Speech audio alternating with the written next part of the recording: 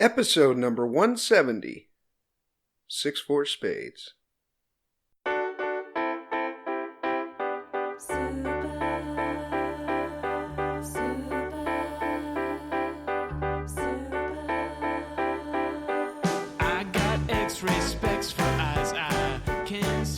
Welcome to the Heads Up Poker Podcast. This is Steve Barton, and thank you for tuning in. If this episode aired, then I extended the trip, and I'm sitting on a beach in Thailand right now, probably snorkeling. If it didn't, then I guess it doesn't matter. But what I really don't want is, if you don't hear an episode next week, that probably means that somehow I did not make it home. So hopefully I'm not rotting in a Chinese jail. But that will be for next week. This week is 64Spades. We are at a final table. We are 2 of 9, and the top 5 pay. This was a $30 buy-in, $1,500 guarantee. Let's make some money. Okay, so we got 4 more people to the money, and we are we're playing this hand 23 big blinds effective. We're going to be in the big blind, and it's going to be blind versus blind. So for ICM, I'll go around the table here and just kind of let you know what the stack sizes are. So from the big blind to our left, under the gun has, let's see, blind levels are 800, 1600.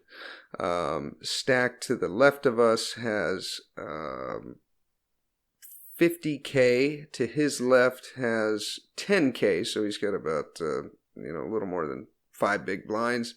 Then we got 60K, 25K, 100K, 20K for a little bit more than 10 big blinds, 42K, and the small blind limps another 800 to complete, and he has 26K. So he's starting with 23 big blinds. We have, I don't know how many big blinds that is, but we've got about 80K. Okay, so that's 50 big blinds. And small blind limps.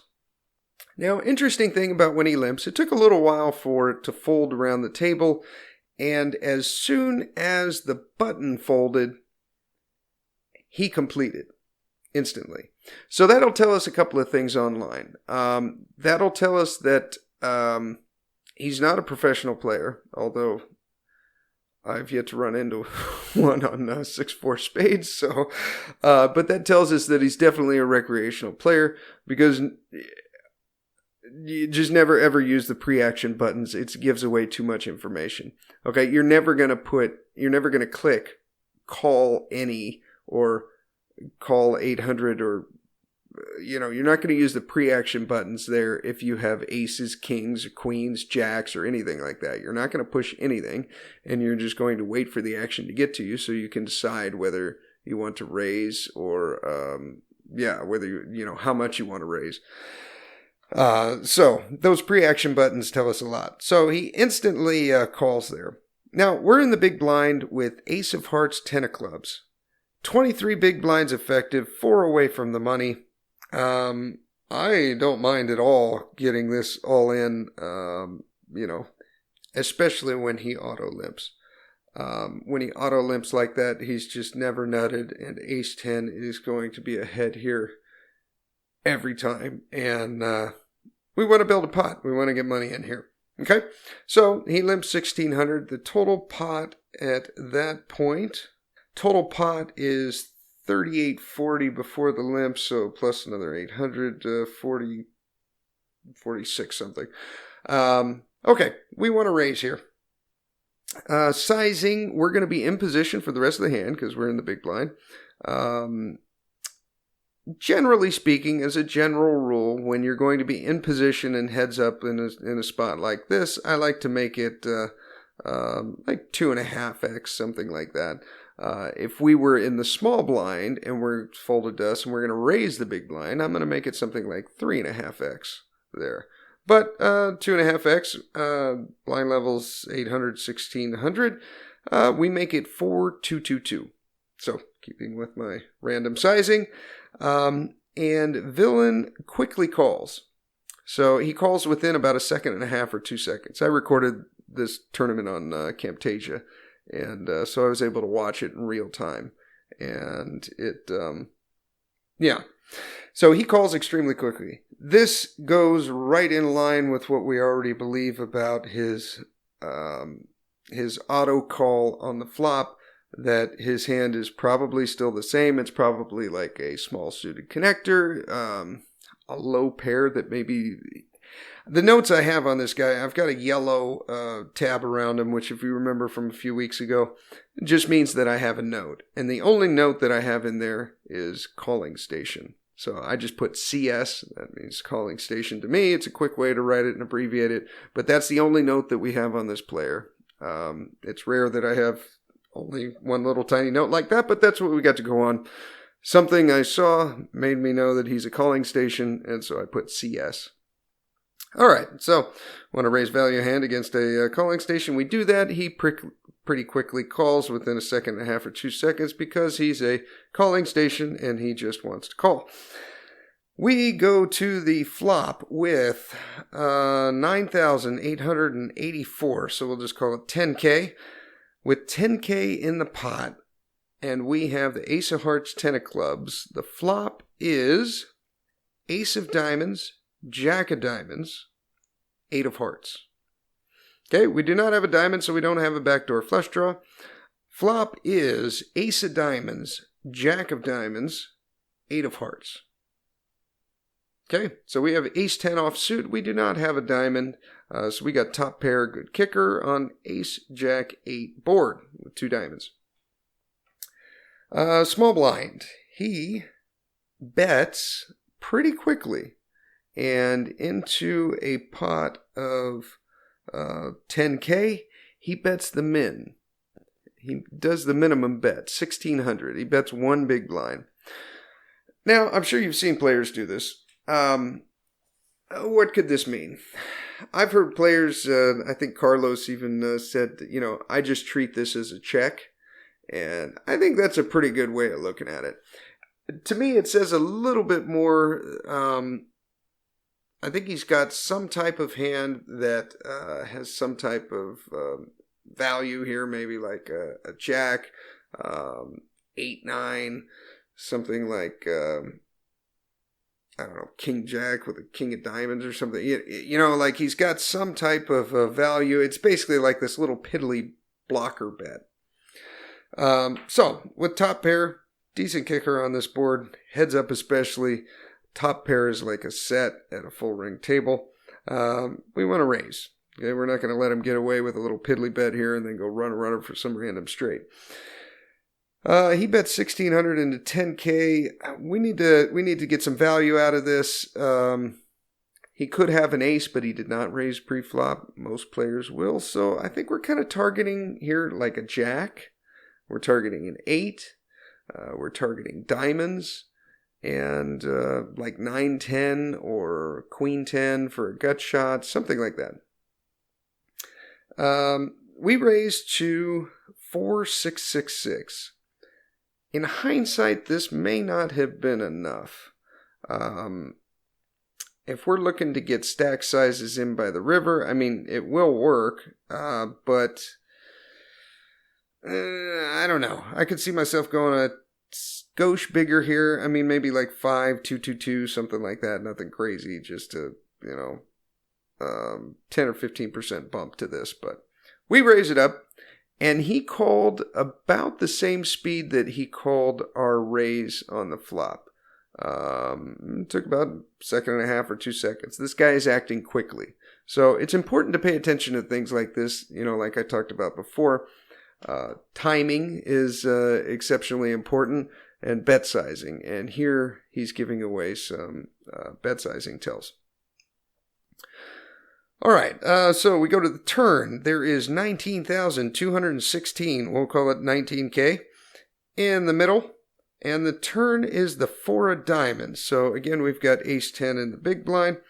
And the board now is ace of diamonds, jack of diamonds, 8 of hearts, and the turn is the 4 of diamonds. So the flush draw came in, but You can't always be afraid of flush draws. And remember, we only started the hand with 23 big blinds effective. If he has a flush here, we're probably just going to pay him off. Big blind does the same exact thing again. Into a 19K pot, he's got 28K behind. He min bets, so he makes it 1,600. And he does it quickly, the same timing. This, to me, is never a strong hand. If a guy has like ace jack here, or he's got ace king, or he has a set of eights, he's never betting 1,600. He's never limping pre-flop, then min betting the flop and turn, and then calling these raises. I think these raises, or these small bets and then calling the raises, is something like a weak ace, a jack, and like 8-9. Possibly something like this on the turn, would be a jack with like another diamond, maybe like jack 9 with the 9 of diamonds that he thinks he's picking up the back door flush draw. But he bets 1,600. I don't see any reason not to raise here with the stack sizes we got. He's got 28K behind. There's 19 in the middle after his bet. It's 21 and 26K. Raise it up. Get some money in the pot and hope he calls. So we raise to 8,888. Now his timing changes. His decision's not quite as automatic anymore. He's realizing that his stack is coming into question because if he calls this, he's only going to have 19K behind and have 37,000 in the pot. But after about 5 seconds, he does call. We go to the river, and the river is the 10 of hearts. So the flop was ace of diamonds, jack of diamonds, 8 of hearts, 4 of diamonds turn, 10 of hearts river. So we river 2 pair, and villain checks. This time, he takes about 7 seconds. So his timing is getting longer. His decisions are getting more critical because they're, right now there's 36K or 37K in the pot and he's only got 19 behind. If he was bluffing this whole way with, Queen 10 or something like that I guess bluffing isn't the right word, but just calling down super light. He's a calling station. He wants to call. We really got to value bet this river. So what sizing? Into 37K, he only has 19K behind. I think no one could fault you here for just betting pot or just basically putting them all in. I think that would be a good move. But really, what is it that we're getting value here from?